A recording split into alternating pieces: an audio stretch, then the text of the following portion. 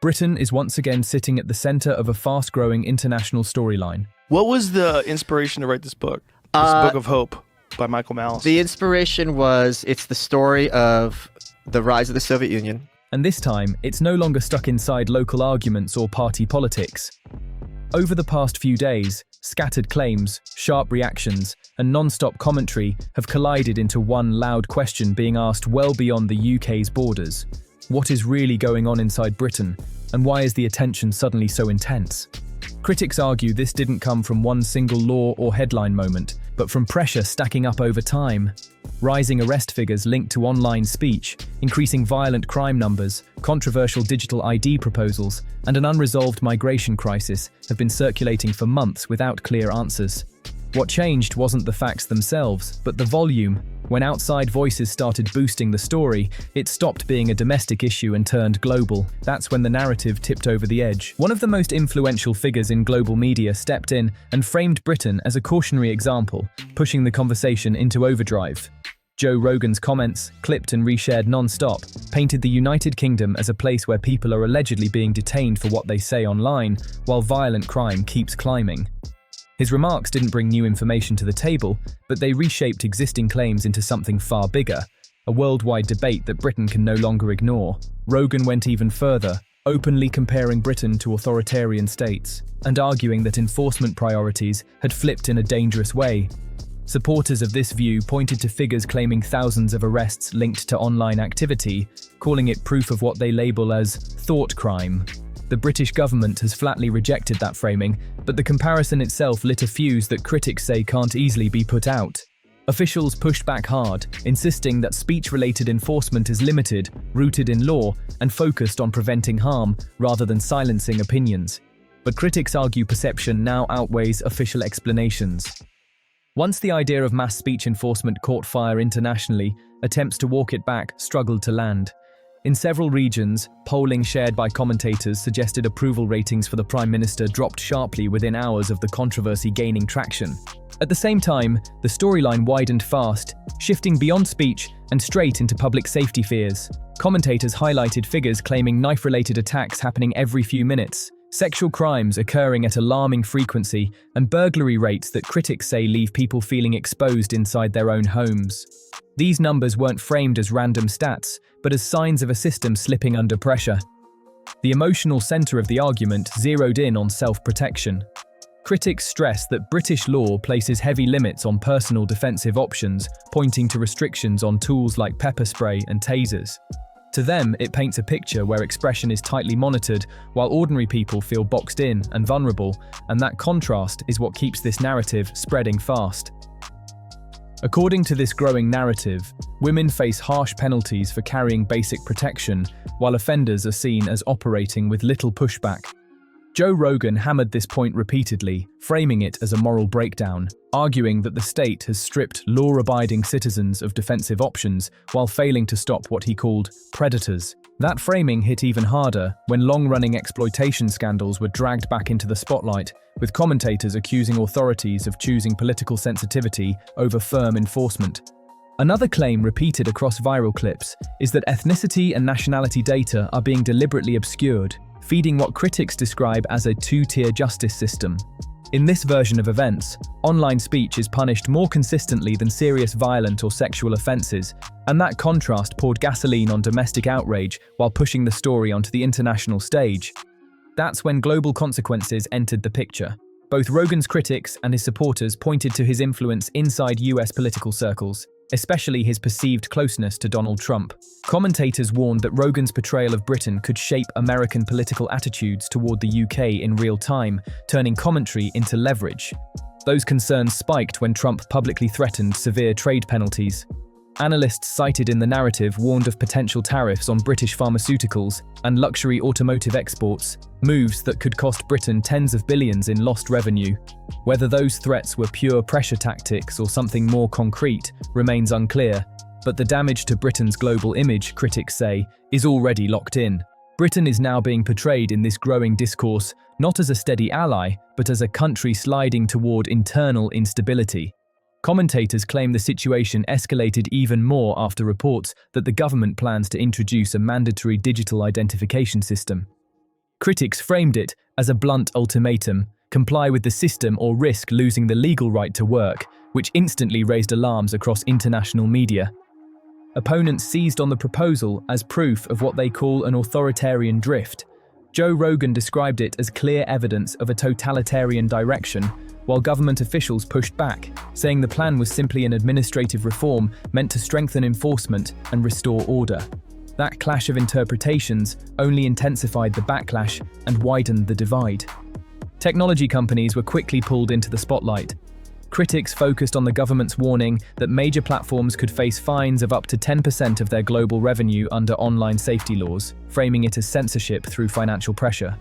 Elon Musk publicly rejected compliance, turning the issue into a high-profile standoff between Britain and American tech power, one that exploded across social media feeds within hours. As clips and commentary racked up millions of views, the migration crisis locked itself into the center of the narrative. Critics compared Britain's approach to enforcement in the United States, pointing to high deportation figures there while claiming Britain has effectively stepped back from decisive action. Whether fair or not, that contrast became a powerful talking point, driving the controversy even further. The English Channel was repeatedly described as a non-stop entry route, with claims of thousands arriving day after day, and the financial cost was hammered hard. Commentators emphasised figures suggesting millions of pounds are spent daily on housing migrants, while pensioners are said to be facing tighter benefits. That side-by-side comparison became a powerful symbol, reinforcing a growing narrative of national decline and imbalance. Critics went even further, arguing Britain has become the easiest target in the Western world. This claim gained traction after reports surfaced of deportation flights, leaving nearly empty due to ongoing legal challenges. According to opponents, continued adherence to European human rights frameworks has frozen border enforcement, turning the system into what some sharply labelled a smuggler's advantage, language that quickly spread across commentary channels. As the storyline expanded, the United States was cast not just as a spectator, but as an evaluator. Claims began circulating that Washington is reassessing its relationship with Britain, citing worries about crime levels, fiscal strain, and internal stability influencing diplomatic thinking. Some reports even suggested a planned presidential visit was delayed due to security concerns, including fears around street crime in London, claims that added fuel to an already heated debate. Taken together, these arguments formed more than a single accusation. They painted a full portrait. One that depicts Britain as struggling to maintain control over speech, public safety, borders, and sovereignty all at once. Whether that picture reflects reality or exaggeration remains hotly disputed, but one thing is clear: repetition has turned perception into a force of its own, and it's shaping how the world now talks about Britain. This stopped being a local dispute a while ago. It's now a global narrative in full motion. As momentum kept building, the spotlight shifted away from individual policies and toward a much bigger accusation: that Britain isn't responding to crises anymore, it's absorbing them. Commentators argued that issues which once would have sparked emergency debate are now treated like routine admin: arrest figures, crime numbers, migration costs, all folded into day-to-day governance like background noise.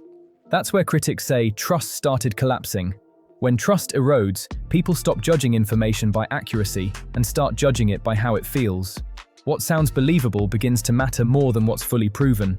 The constant contrast between speech enforcement and serious crime enforcement became the emotional engine driving this shift, locking people into a single interpretation. Critics didn't need to show that every arrest was unfair or that every serious offense went unchecked. They only needed to plant the sense of imbalance. Once that idea took root, every new statistic passed through the same filter. A headline about an online post reinforced the narrative. A report about a street attack reinforced it even more. Over time, the story didn't need pushing, it kept running on its own. Policing became a major pressure point in this debate. Claims spread that specialized units were set up to monitor online speech, while frontline officers struggled to keep up with street-level crime. Whether those units were exaggerated or misunderstood mattered less than what they represented.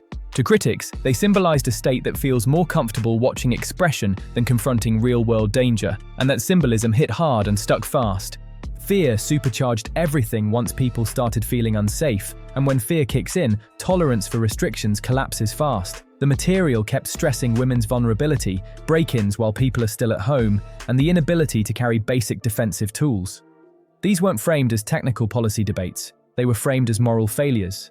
In that version of events, The law doesn't shield the vulnerable anymore, it leaves them exposed. That's where the storyline crossed into identity territory. Britain was no longer described as a country dealing with problems. It was painted as a country that had lost its instinct for self-preservation. Commentators argued that borders, policing, and speech laws all seemed to point in the same direction: restraint toward outsiders, discipline toward insiders. That contrast hit hard and stuck in people's minds. Whether accurate or not, the idea landed because it offered a simple explanation for deep, messy anxiety. Migration claims poured fuel on that feeling. Repeated images of small boats arriving day after day, paired with figures about thousands of arrivals and millions spent on accommodation, created a sense that the situation was unstoppable and locked in. Critics then pushed the argument even further, claiming enforcement failure wasn't accidental anymore, it was structural. Reports of deportation flights leaving nearly empty became a symbol of weakness. Every legal obstacle was framed as another step back. At that point, the narrative made a sharp turn. It stopped blaming incompetence and started accusing intent, and that shift changed everything. Critics went even further, suggesting the disorder wasn't just being tolerated, but quietly allowed to harden into something permanent. That's a serious charge, because it flips disagreement into something darker. Once people accept that frame, compromise disappears fast. The global angle added extra weight to the anger at home. When prominent American voices echoed these claims, supporters saw it as validation, not coincidence. The idea that US leadership was reassessing Britain as a dependable partner deepened the sense of national embarrassment. Trade pressure, delayed diplomatic visits, and sharp talk about sovereignty were framed as consequences of decline, not random events. At the same time, the story shifted into money. Britain was described as draining resources at a staggering pace. Billions each year, millions every single day.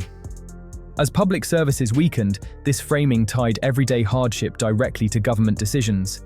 Pensioners struggling, communities dealing with crime, and migrants being housed were all woven into one storyline about misplaced priorities. By this stage, the narrative didn't need fresh evidence. It already had traction. Momentum took over completely. Every new clip, stat, or quote acted as reinforcement rather than verification. Algorithms amplified it, repetition replaced scrutiny, and familiarity beat fact-checking. Perhaps the most damaging moment came from the silence at the center. Official statements kept coming, but none were strong enough to break the rhythm or slow the spread of the story. Each rebuttal grew longer, more technical, and far less emotionally gripping than the accusations it tried to answer. In a media environment powered by speed and outrage, complexity doesn't travel well. Critics argued the government was boxed into a no-win situation. Crack down harder and it confirms authoritarian claims, soften enforcement and it signals weakness. Do nothing and it looks like paralysis. Every option was framed as failure, and that framing stuck fast. By this point, the narrative had already achieved its goal. Britain was no longer discussed as a policy case or a set of fixable problems. It was being talked about as a warning, one aimed at other Western states. A warning about borders, speech enforcement, and national identity. A warning about what happens when institutions lose public confidence and can't regain it. Whether that warning reflects reality or exaggeration is still fiercely debated. What isn't disputed is the scale of belief. Millions have watched the clips, millions have absorbed the message, and millions now filter every new headline through that same lens, reinforcing the storyline again and again. This is how perception turns into power. Once a country is widely viewed as unsafe, tightly controlled, and internally divided, it starts losing influence before it loses capability. Allies hesitate, investors pause, citizens disengage. The damage doesn't hit all at once. It builds slowly. And that's where this story stands right now. Not at breakdown, not at resolution, but at a moment where narrative pressure is shaping reality faster than policy can keep up. What's unfolding here can't be pinned on one controversy, one viral clip, or a brief wave of outrage. It's part of a slower, deeper shift that's been building over time. Once trust starts weakening, restoring it becomes a serious uphill fight. Britain hasn't hit a breaking point, but it's clearly standing at a moment of reassessment, where narratives are beginning to shape reality just as much as policy does. The biggest shift isn't happening in law books or enforcement, it's happening in perception, as large parts of the public and growing international audiences start viewing events through a lens of suspicion. In that climate, every new development feeds existing doubt. Clarifications get brushed off, reassurances are questioned, and silence is taken as avoidance. Even routine government decisions suddenly carry oversized meaning. What separates this moment from earlier tensions is scale. The claims circulating now aren't limited to domestic critics or opposition voices anymore. They're being echoed, boosted, and argued over across borders. When influential figures outside the country engage with these narratives, the impact stretches beyond public opinion and into diplomacy, trade, and long-term credibility. At that stage, the core issue isn't whether every single claim is accurate, it's whether confidence is draining faster than it can possibly be restored, and that's the pressure Britain is facing right now. History shows governments almost never weaken overnight. They fade through build-up. Unresolved problems stack up, priorities drift out of sync, and communication gaps widen quietly over time. When people feel less protected, less heard, and less certain about what's ahead, trust doesn't crash loudly. It drains slowly, almost unnoticed, until the damage is already deep. Once that drain begins, stability can't be restored with surface-level fixes. It takes clarity, consistency, and a direct confrontation with perception, not dismissal or technical explanations. This situation is still unfolding, and it won't be settled by one announcement, one rebuttal, or a single political cycle. The pressure has moved beyond quick fixes. The questions now surfacing about security, authority, freedom, and governance aren't going away anytime soon. They'll keep reappearing across debates long after the immediate controversy cools down. That's why this moment matters so much. Not because it marks an ending, but because it may be shaping what comes next. What's happening now is about trajectory, not headlines. Regulatory crackdowns, enforcement disputes, and governance decisions are no longer treated as isolated issues. They're being viewed as connected symptoms of something deeper. Whether that perception is fair or overstated, it's already influencing how events are understood, and that influence is still growing. The claim repeated most often wasn't that Britain suddenly flipped into authoritarian rule overnight. It was that the country is drifting there step by step. Critics pointed to what they described as a clear pattern: speech laws expanding while violent crime rises, surveillance tools growing while public safety weakens, and borders becoming more porous as enforcement power turns inward. Each issue on its own could be debated, but together they were framed as something deeper, a complete inversion of priorities. That's where the narrative really locked in. Individually, these elements might look manageable. Combined, critics argued they told one story about direction and drift. Joe Rogan remained central to that escalation. His critics in Britain brushed him off as an outsider, oversimplifying complex issues for an American audience. His supporters argued the opposite. That distance gave him clarity others no longer had. According to that view, Rogan wasn't inventing claims. He was saying out loud what many citizens were allegedly afraid to say themselves. The scale of reaction to his comments suggested the message reached far beyond his usual listeners. That response only intensified when Elon Musk entered the discussion, turning media debate into a power clash. Musk's refusal to comply with British online safety demands was framed by critics as a direct challenge to state authority. Supporters portrayed it as a rare moment where a global tech leader openly pushed back against what they described as regulation-driven censorship. Government defenders pushed back hard, arguing that protecting children and preventing extremism justified strict rules. But by then, the argument had already shifted. The debate was no longer about legal fine print. It was about control, direction, and who decides the limits. At its core, this was always about trust, and commentators said that trust was cracking on multiple fronts at once. Public confidence in policing weakened as crime figures circulated without clear reassurance. Trust in government messaging slipped as officials talked about safety, while critics kept pointing to vulnerability. Faith in institutions faded further as people were asked to accept tighter rules without feeling protected in return. In that environment, every new policy announcement was instantly filtered through suspicion. The migration issue became the most emotionally charged symbol of that distrust. Critics argued that Britain's inability to remove illegal entrants didn't signal compassion, but paralysis. Comparisons with the United States were repeated constantly, not as policy analysis, but as humiliation. Britain was portrayed as enforcing rules selectively, strict toward speech, soft toward border violations, and that contrast hit hard. Whether accurate or exaggerated, the money angle intensified everything. Commentators hammered figures about millions of pounds per day and billions per year, while pensioners were said to be losing winter fuel support as migrants were allegedly housed in hotels. Those numbers were used to suggest a moral inversion, that the state was prioritizing outsiders over its own citizens, and that claim spread fast. Officials strongly disputed this framing, but their responses struggled to match the simplicity of the accusation. Public safety fears sharpened even more as burglary and street crime claims were repeated again and again. Commentators highlighted figures suggesting many break-ins happened while residents were still at home, reinforcing a feeling that ordinary people were caught in the middle, pressured from all sides, and unsure who the system was really protecting. The absence of a castle doctrine was framed as a symbol of weakness in this narrative. Critics argued that offenders feared consequences far less than homeowners feared legal trouble, creating a sense that the balance was flipped. The grooming gang issue kept resurfacing, not because of new revelations, but because critics saw it as proof of institutional hesitation. In their eyes, it represented a system unwilling to act decisively when pressure builds.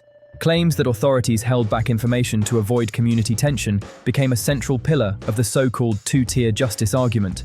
Whether fully proven or not, the accusation carried heavy emotional weight, especially when paired with statistics pointing to hundreds of thousands of sexual offences reported each year. That combination made the charge stick and spread rapidly. As the storyline widened, it stopped targeting single mistakes and started accusing the entire system. Critics argued Britain had become a place where enforcement followed ideology instead of risk, where compliance mattered more than protection, and where order was maintained through restriction rather than real security.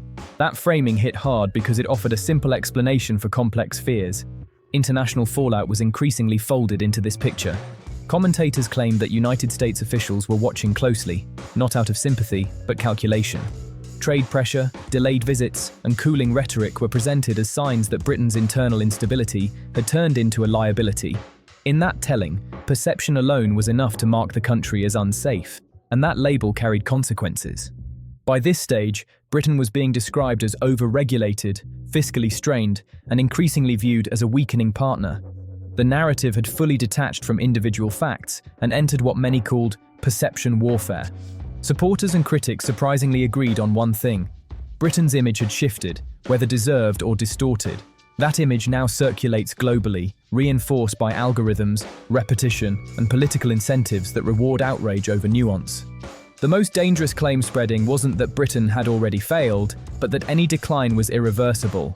Critics argued that demographic change, legal gridlock, and institutional fear had locked the country into a downward path.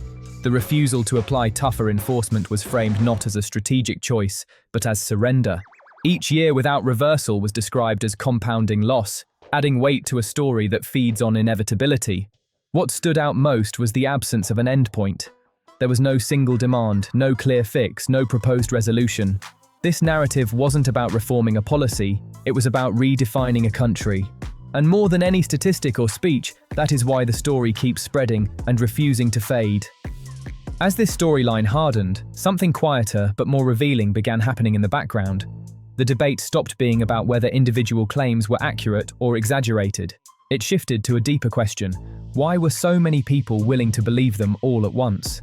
Commentators argued this level of acceptance doesn't come from one podcast, one policy, or one headline. It comes from frustration building for years without release. According to critics, Britain has reached a point where explanations no longer reassure. Every clarification sounds like deflection. Every denial feels like confirmation. And that perception, fair or not, is now driving the conversation forward. So, what do you think? Are we watching perception reshape reality in real time, or is this narrative being pushed further than the facts allow? Drop your thoughts in the comments, hit like if this breakdown gave you a new angle, share it with someone who's been debating this topic, and subscribe so you don't miss the next deep dive. See you in the next video.